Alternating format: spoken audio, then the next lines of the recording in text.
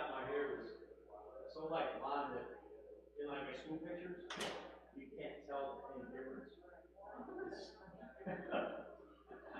So they look at my school picture, they get my school picture on Facebook.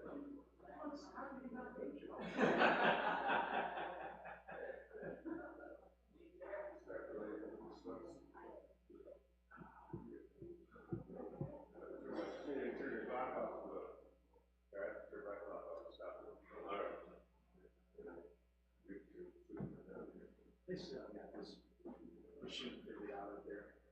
I got that machine figured out up there. I'll make it run. And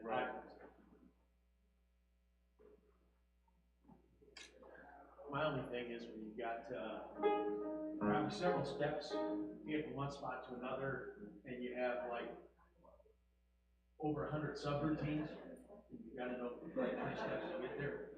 It's impossible to find. So that just to try to doesn't logically make sense. Let's just do this. I have no idea.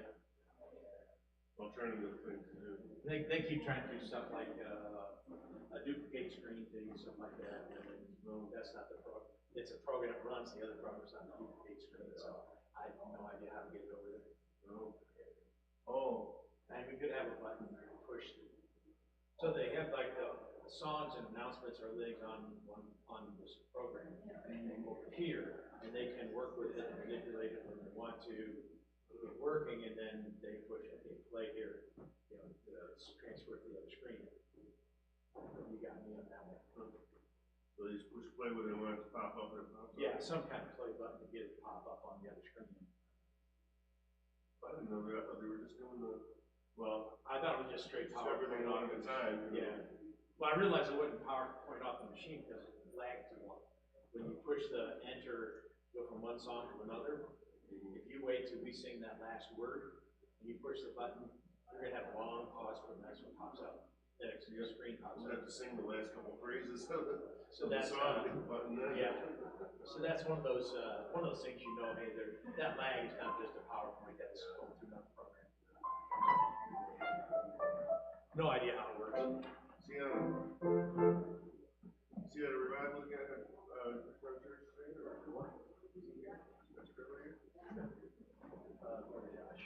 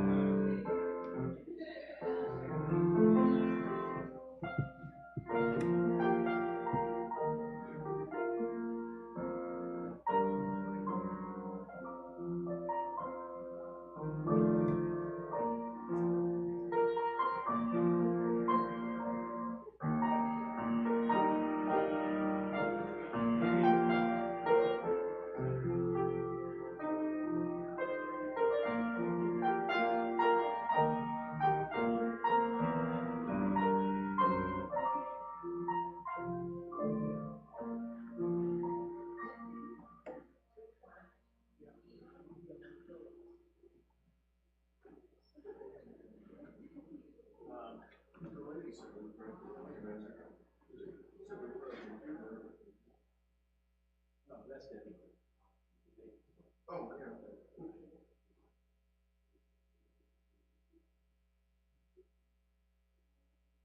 Well, Debbie on the one, and the other one is Penny. And rumor last week the pastor was going to be here this week, so I imagine that's what Sunday school is over. What's it? Oh. Because you already got to be here again.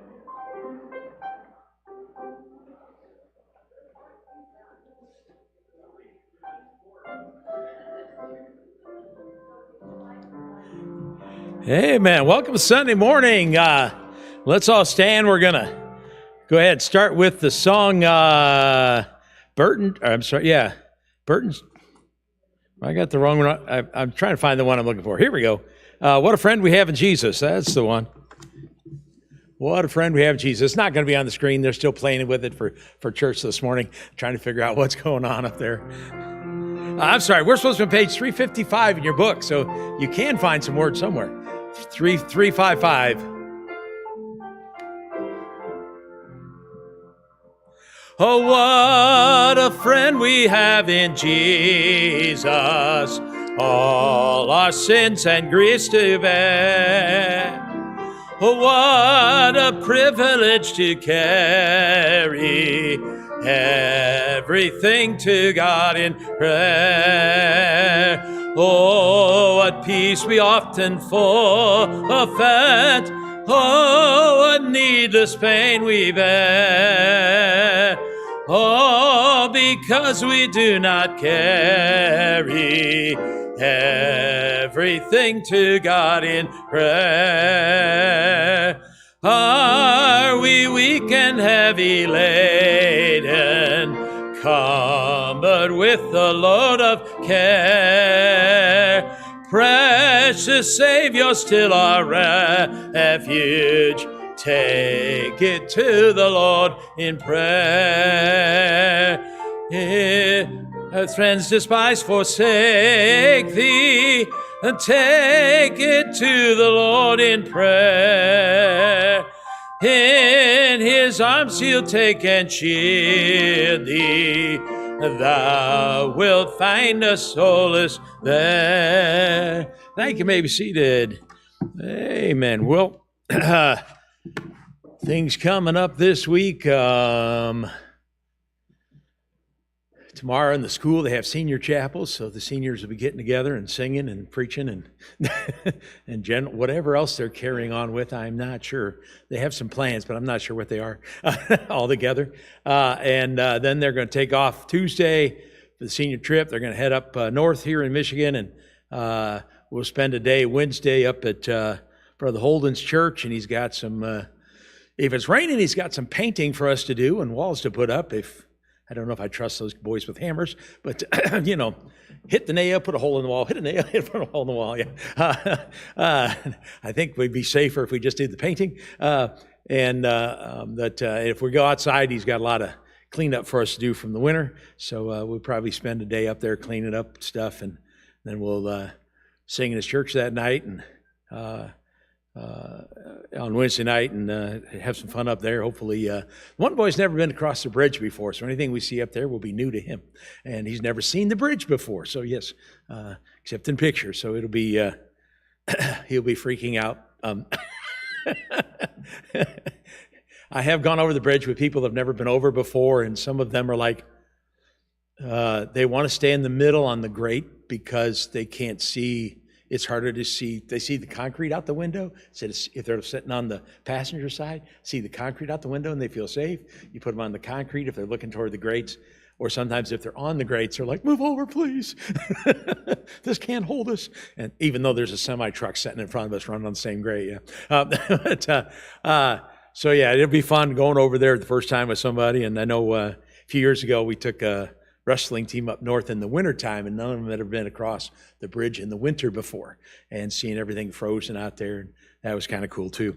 But and like always, when you cross the bridge, you're just glad you get home if the wind's blowing strong, yes, and they don't shut it down on you. So pray for us on the trip that we make it up and down, and everything goes well. And then Friday, school has a field day, and then the next week, of course, we got Memorial Day weekend, so all the big things going on there from people's houses and stuff, and then the Friday after that we have the graduation. I don't know. Church has no other events going on until then, I don't believe. And then next thing is the first Saturday in June will be the men's prayer breakfast. And you guys know where you're going yet? They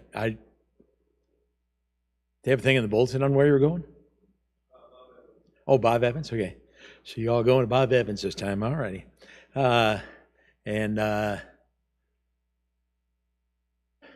Weirdly enough, I might be free that weekend. I'm not sure. Probably not. They probably have makeup games I'll be here for. But too many got rained out at the beginning of the season, so I probably have some makeup games I'll be stuck here cleaning and preparing for and getting things ready for. But maybe in July I'll be free finally. Yes. All righty. Well, Brother Holden, why don't you come up and preach for us? I just want to call you Joshua. Well, Josh raised my name, so that's good. All right, good morning. It is great to be here again this morning. I guess it must be going pretty well because Brother Treadway keeps asking me back. So I guess that's a good thing and nobody's complaining too loud. All right. Is this thing on, Debbie? Okay, well, hope everybody had a good week, and it is, last week as we looked at the book of Leviticus, and I think there's a lot of really neat things that we can see from looking at an overview of the book, and why God gave us the book, and some various different lessons He had for us in the book, and why He included some things in the book that He did. As I was explaining about that, I decided we're just going to start looking at various books, because God gave all of us books to come part of it. And it looks like I can have a few opportunities to come back and do Sunday school. So we're going to kind of start going through different books and seeing, okay, so kind of what's the theme of the book? What's the outline of the book? And getting some familiarity with why God gave them to us, things we can learn from them, and some helpful lessons and things we can understand from it. So I figured we could start right at the beginning and look at the book of Genesis today. So we're going to look at the book of Genesis and see in the book of Genesis what it is that why, that's the starting book, right? So God gave that to us as the initial, why He was giving that to us as the first book of the Bible, and why that's the way He started the Bible. And I think there's some real helpful lessons for us today, and then as we're going forward from the book of Genesis. So let's go ahead and pray, and then we'll jump right into the lesson. Father, I thank you so much for the morning you've given us. I thank you, God, for the chance to look at your word. I thank you for giving it to us. And I thank you, God, that we can trust you. Whatever you say is good, everything you say is right. And so you help us follow your signals, and that we would pay good attention to you. So give me your wisdom, so I try to teach now, Lord, and I pray that you help us to follow your signals. In Jesus' name, amen. All right. Well, Genesis, I think, has a very simple outline, because it is a kind of story book for us. So we kind of broke it up into various story categories. So the first two chapters, we see creation. Creation is in Genesis chapters 1 and 2. Genesis chapter 1 is kind of the big overview. God created all of this in the 6 days. And then in chapter 2, he jumps back into some more specific details about creation of humans and some specifics in creation. And I think that the kind of lesson we see in the first section here is that God made everything, right? Super simple, like preschool, Sunday school kind of a concept. But I really think that needs to be the foundation as we go through the rest of the Bible, as we go through our life, that because God made everything, that means that God also has authority over everything, right? And that's really foundational to understanding the rest of the Bible, understanding the way the world works, and understanding the way we are supposed to interact with God and even with the people around us and creation around us. So really super basic, but super important, right? God created everything, Genesis 1 and 2. And then in Genesis chapters 3 and 4, we see the fall. Right? Genesis chapter 3, we see the temptation. We see them in the Garden of Eden, where Satan comes to them, and Satan tempts Eve to eat of the fruit.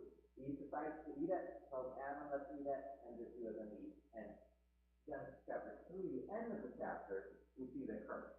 And we see that sin brings death, right? And in Genesis chapter 4, talks about Cain and Abel, and talks about Lamech.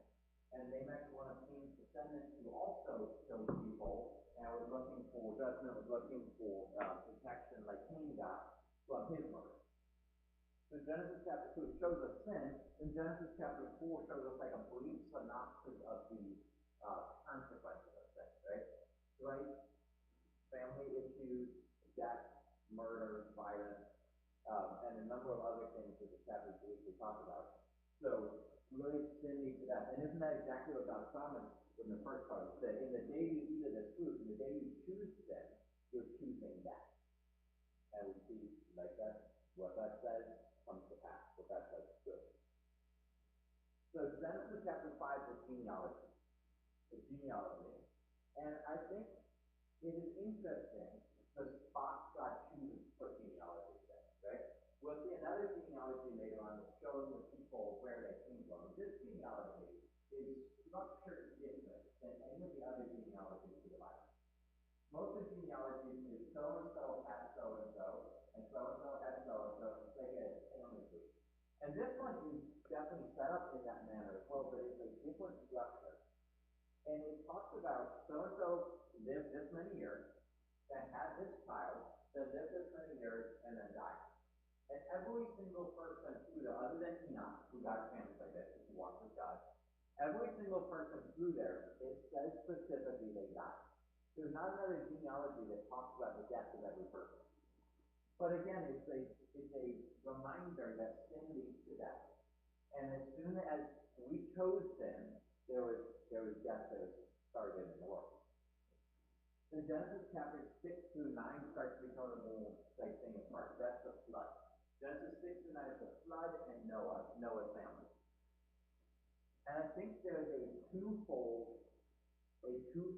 lesson to that, right? We see sin brings judgment, right? God said that the world was wicked. Their thoughts were only wicked, evil continually. There was violence on the earth. People were choosing their own way. So sin brings judgment. But on the other hand, obedience brings blessing. So what does that tell us about Noah? In Genesis chapter 6, and then look in verse 8. In Genesis chapter 6, the first section, he's talking about how people are so wicked. He says the imagination, the thoughts of their heart is only evil continually. And in verse 8, but Noah found grace in the eyes of the Lord. These are the generations of Noah. Noah was a just man and perfect in his generation, and Noah walked with God. And it's not a surprise that is the man that God chose to bring blessing and bring deliverance to the world from. Because he was a man that loved God, he was a man that obeyed God, and he was a man that walked with God. And all three of those things are very important. So, yes, sin brings judgment, and that's what God promised.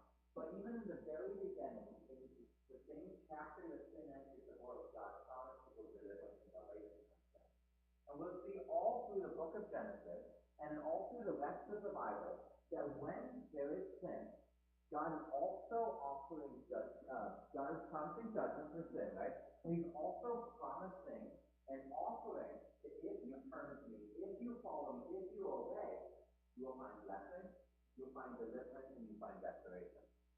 And the flood is a perfect example of that. And the world was so wicked that God said that he was actually sorry that he had created people on the earth. But there was a man that walked with God, and God said, Noah, because of your obedience, I'm going to bless you and I'm going to bless your family. And they created the ark, built the ark, and God delivered them. So sin brings judgment, but obedience brings blessing. Then we see Genesis chapter 10 and 11 is another genealogy.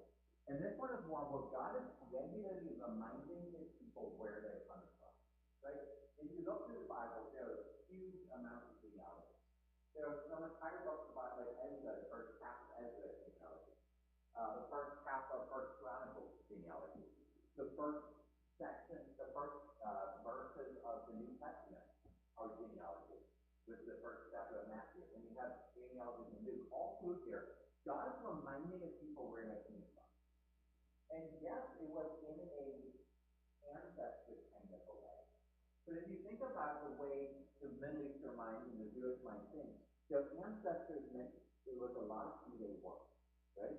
So it was an identity. And God is reminding them, these are the people we are descended from. These are the blessings, these are the victories, these are the sins, these are the judgments. Remember where you come from.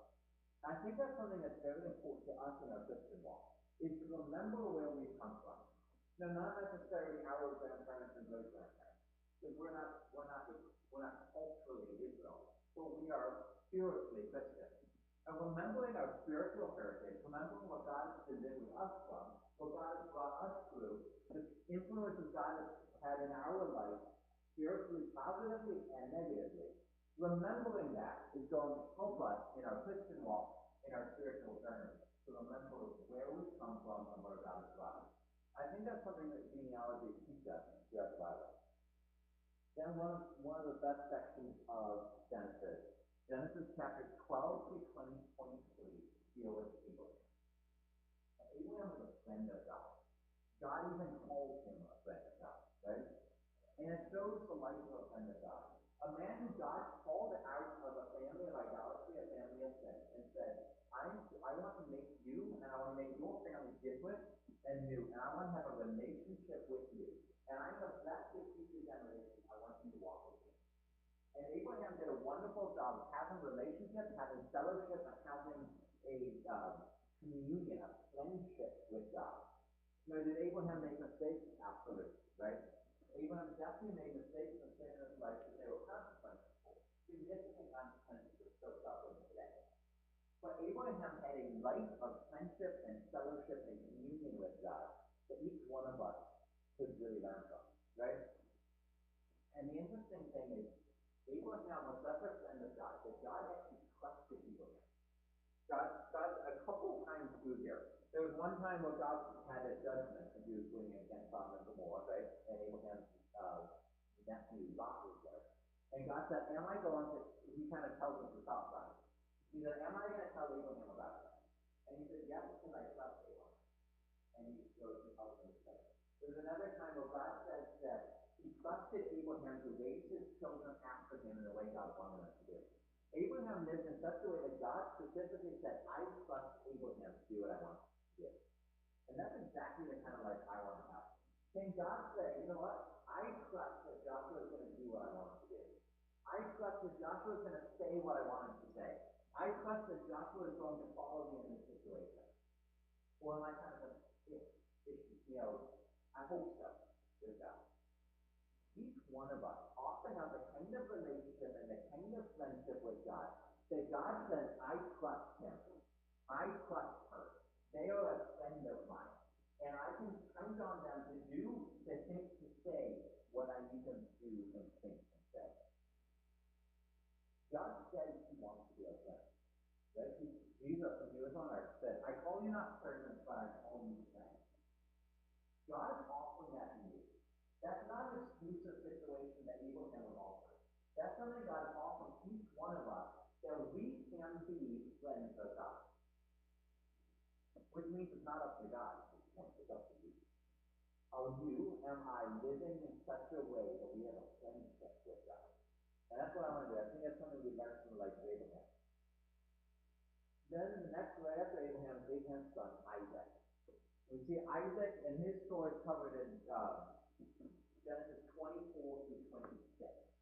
Right, there are some of the childhood stories, but the section is talking about Isaac and Isaac's life, Genesis 24 to 26. And Isaac, I think, is a great example to us of using the blessing. Isaac had a faithful father in Abraham, right? And there are a number of times that God specifically tells Isaac, I am blessing you because your father was faithful, because your father obeyed me. We see in Genesis 26, 3 through 5. God is talking to Isaac and says, sojourn in this land, and I will be with you, and will bless thee. For unto thee and unto thy seed will I give all these countries, and I will perform the oath which I swear unto Abraham thy father. And I will make thy seed to multiply as the stars of heaven, and will give unto thy seed all these countries, and in thy seed shall all the nations of the earth be blessed. Because that Abraham obeyed my voice, and kept my charge, my commandments, my statutes, and my law. Isaac was blessed in his life. Isaac was blessed in his walk. Isaac was blessed financially, relationally, politically, spiritually, because of the blessing and the obedience of Abraham. And God helped him that, right? Now, we know that the only path of blessing is not to have faithful parents. And the reason we know that is because Abraham was also blessed. And Abraham's parents were idol worshippers. Right? So this is not, looking at Isaac, that's not to say, well, my parents weren't faithful. No, thank you, my mom. I wasn't saying that my mom is. My mom's a wonderful person. But if we can't say, because my parents are not faithful, I'm not going to be blessed. That's not what the story of Isaac teaches teaches us. Because Abraham's parents were idolaters, and yet he was blessed. Abraham chose to come out of that. Abraham chose to follow God himself, and he received the blessings and benefits back. But Abraham choosing those things blessed his children and his grandchildren and his great-grandchildren. And the story of Isaac teaches us about Isaac, yes, but I think a lot of the story of Isaac teaches us about you. And you have this choice of the kind of life and kind of legacy you're leaving for your children and your grandchildren and the people after you. What kind of legacy are you leaving? Are you leaving a legacy of Abraham, where Isaac is blessed because of you? Or are you leaving a legacy like Sarah, Abraham's father, did? Where Abraham's having to go out and make different choices, different decisions than you have made. And that can change today, right? Abraham grew up as an idol worshiper, and he chose to start following God, and the life changed. So it is not too late. We can all choose to start following God. We can all choose to walk with God and have our prosperity be blessed. I love the verse in Proverbs.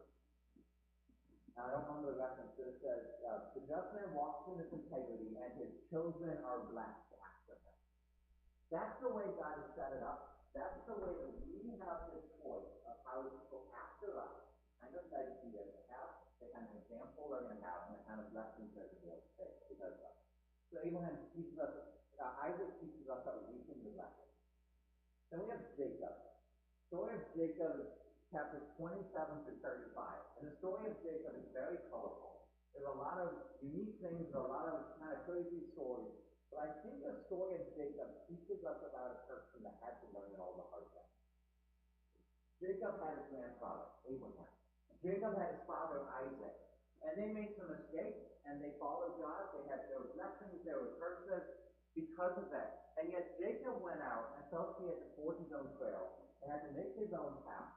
And Jacob ended up messing up a lot of things. Now, the story of Jacob also teaches us that our God is merciful, and our God forgives, and our God sticks with us.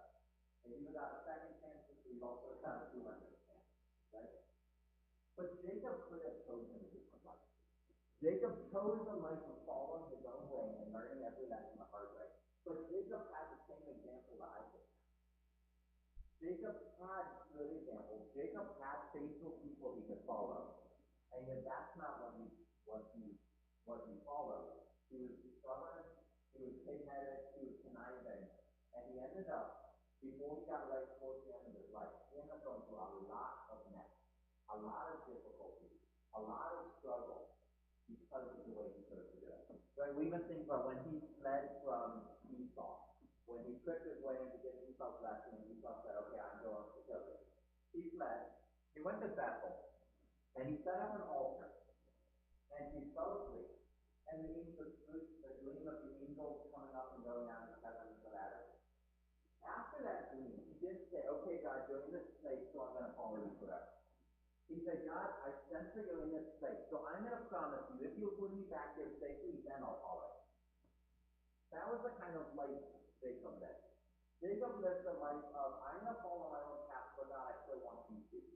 Like, you do this for me, and then I'll obey you. You do this, and I'll follow you. And he went out, forged his own trail, made a mess, and then had to come back again to God and say, you and people will have my days with him. Right? He had blessings. God is the God of Abraham, Isaac, and Jacob, right? God gave mercy, God gave forgiveness, God gave second chances. But Jacob could have lived his life a very different way and solved a lot of issues, right? So let's not be those who always have to learn the hard way. Now let's see Esau. Chapter 36 is the genealogy of Esau. And it doesn't say a whole lot of specific details of Esau himself. It's a little chunk there about Esau. And it ties us back, it made me think about the stories we see through Esau's life, right? Esau was a man who created his birthright through his hungry and needed a bowl of food. Esau was a man who, when his brother tricked him out of his birthright, he decided to wait 6 days for it. He was a man who went out and married the people he wanted. So when he realized that his parents weren't happy with the people he married, he went and he compromised and married a few more people that were close to who his parents wanted. Right? Esau was a man who followed his passion. I think the story of Esau shows us The end, the light, the result of living a life following our passion. And a life following our passion is going to get us a mess. Esau royally messed up his life. And Esau's children, instead of having a godly legacy, the Edomites were people that were constantly a thorn in the side of Israel. Edomites were people that cursed God's people, and there are passages in I think it's the book of Nahum, where God says to Edom, which was Esau's descendants, he said, my people were struggling, and instead of helping them, you laughed and said, I hope this is really bad for them. So, you are going to be destroyed. And we see through history the Edomites, they were completely destroyed. And that's the legacy that Esau left, right? The people of Israel, they had a legacy that was not perfect in Abraham, Isaac, and Jacob.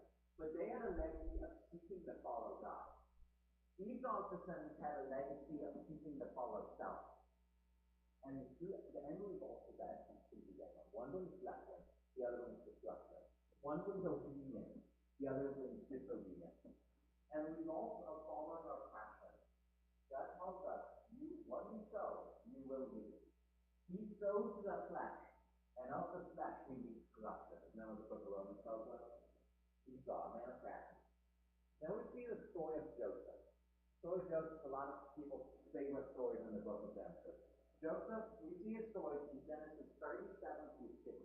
That's a big chunk of the book that God devoted to the life of Joseph. And I believe Joseph teaches us a man who's faithful. A man who's faithful in the least. You see, he was faithful in doing what his father said, even though it cost him a lot. He was faithful in following Potiphar, and it runs great lesson, right? He was faithful in following his God when Potiphar's wife tempted him, and at the time it caused him suffering. He was faithful in the prison and became the keeper of the second man keeper of the prison. He was faithful when he was called out to serve Sarah, right? He was faithful in doing what God had revealed in the famine, and God used that to save his family. He was faithful in forgiving his brothers at the end of his life. Joseph was a life of faithfulness through great struggle and great blessing both. Joseph was put in difficult situation after difficult situation after difficult situation. And yet he trusted and obeyed God even when he could not see what was going on, right?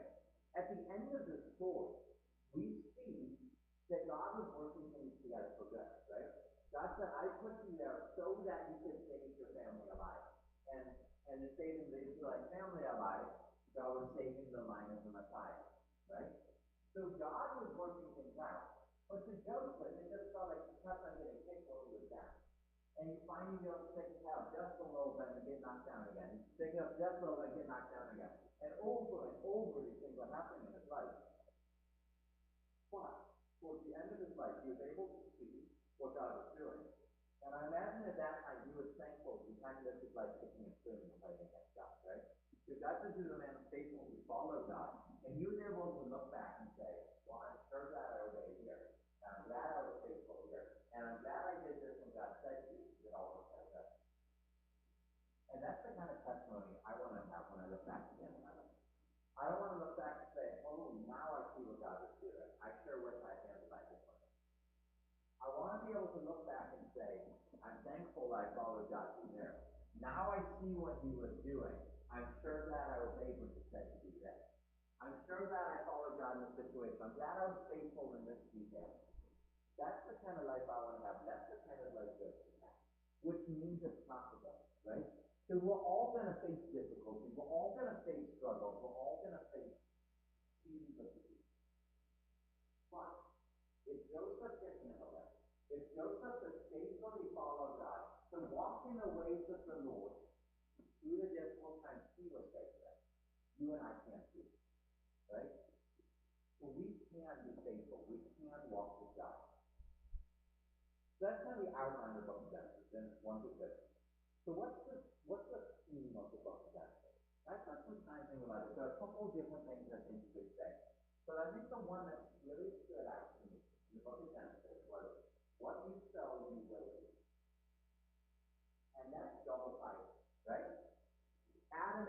They sowed rebellion and they reaped death. Cain, he sowed murder and he reaped cursing. The world, they sowed wickedness and reaped destruction. Noah sowed obedience and reaped deliverance. Abraham sowed faith and reaped blessing. Joseph sowed faithfulness and he reaped reward. You see, it's both ways. If we sow to the flesh, we're going to reap the flesh. Cain did that. Esau did that. The wicked world did that. But if we sow to the Spirit, God is just as faithful to that as he is from judgment. And when Abraham followed God, when Isaac followed God, when Jacob turned to God, when Joseph followed God, when these people followed God, Noah, all these people, Abel, right? When these people followed God, he sent blessing, he sent peace, he sent deliverance, he sent his Spirit, he sent fellowship, he sent friendship. What we sow, we will reap. In the good and in the bad both. Right? But there's also, I think, a counter here in the book of Genesis. So what you sow, you will reap. But our God is a God of great mercy and forgiveness and second chances. You see, the decisions you have made don't have to be the decisions you continue to make. Abraham grew up as an idolater, and yet he became a friend of God. Jacob lived a lot of his life all in his own way, and yet he became the man that God said he was the God of Abraham and of Isaac and of Jacob. Joseph, in the first part of his life, he was pretty cocky and full of himself. And yet he became a man of faith. The God used as a humble person to lead his people, to humbly forgive his brothers, and be a man of just incredible blessing to himself, his family, and to people around him. So each of these bad characters, each of these good characters had negative flaws, right? We see Abraham. You know the story of Hagar and Ishmael, right? That was Abraham, the friend of God that had that major issue. Now, were there consequences for that? Absolutely. And Moses and others still suffering from that consequence. But God forgave him. God still used him. God still blessed Isaac.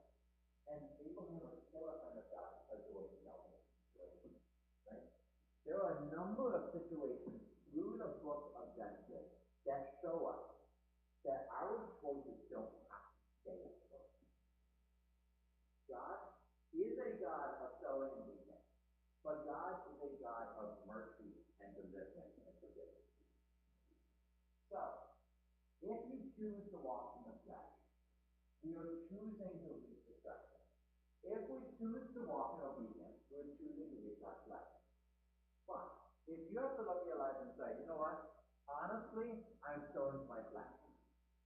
Honestly, I'm choosing my own way. I'm choosing rebellion in a big way to a little way. You don't have to say, okay, well then automatically I'm going to be perfect and I'm done. You can be one of those people that turns to God in mercy, turns to God in relationship, turns to God in forgiveness, and God will forgive, and God can rewrite the story, and he can help you sow new and reap the blessing and the reward and the deliverance and the relationship that he wants to give you. And so he chooses to give us a way to do that. Our God is so awesome. I really love looking at the way God says, yes, I will judge sin, but I've got a better option. Turn to me and receive blessing. So I think those are kind of the themes in the book of Genesis. And then as I was looking through, there are a few lessons that I think we can pick up. Tons of lessons, right? There's a few that I highlighted here. One, our God is big enough to be able to create the entire universe, right? We see that in Genesis chapter 1. God, with his mouth, created the entire universe. But at the same time, that God is personal enough to want a personal relationship and friendship with you and I. Just think about that. It is the same God that created the universe, the same God that sent the flood that destroyed the whole earth, that said, Abraham, you are a friend of mine, so I have come to tell you my plan. That's pretty wild if you thought about it. Our God should either be great enough that he doesn't care about us, or care about us enough that he's not actually Isn't that the world system? But our God is that great and cares about us that much. And both of those things are united in our God to make him just the most wonderful God that ever could be. He's powerful, he's wonderful, he's great, and he's personal, and he cares, and he loves you, and he wants you. He doesn't just want us, he wants you. And a friendship and a relationship and a fellowship with you and with me. Another lesson we can't ignore this, is that God does take sin and rebellion super seriously. And we see that in the fall. God said, you chose sin, and so there are going to be eternal consequences for it. Right? We see that in the world before the flood.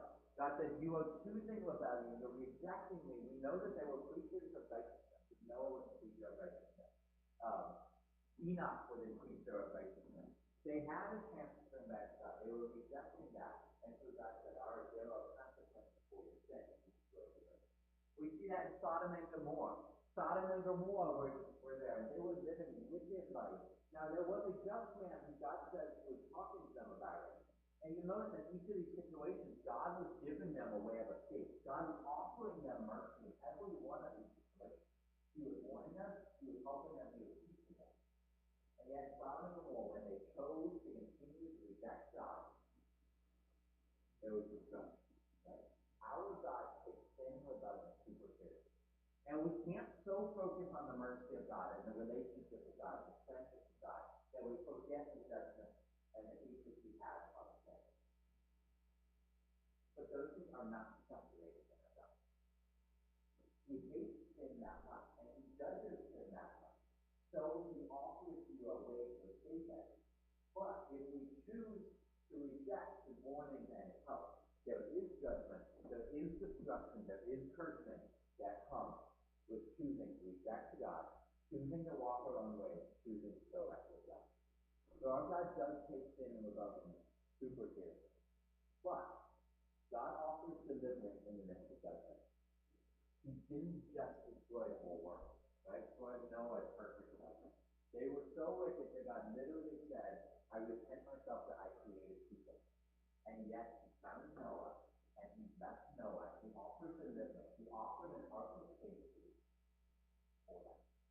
Now we live in a wicked world.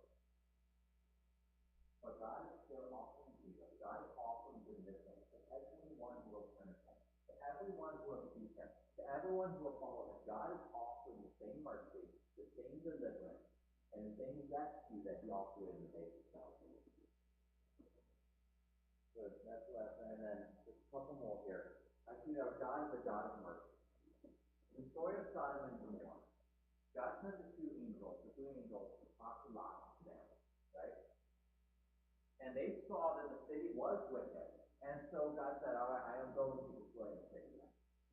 Like he promised he would. But you know what? He saw Lot and his family. And Lot was a righteous man. God said he was a just man. And so God said, I am going to deliver Lot.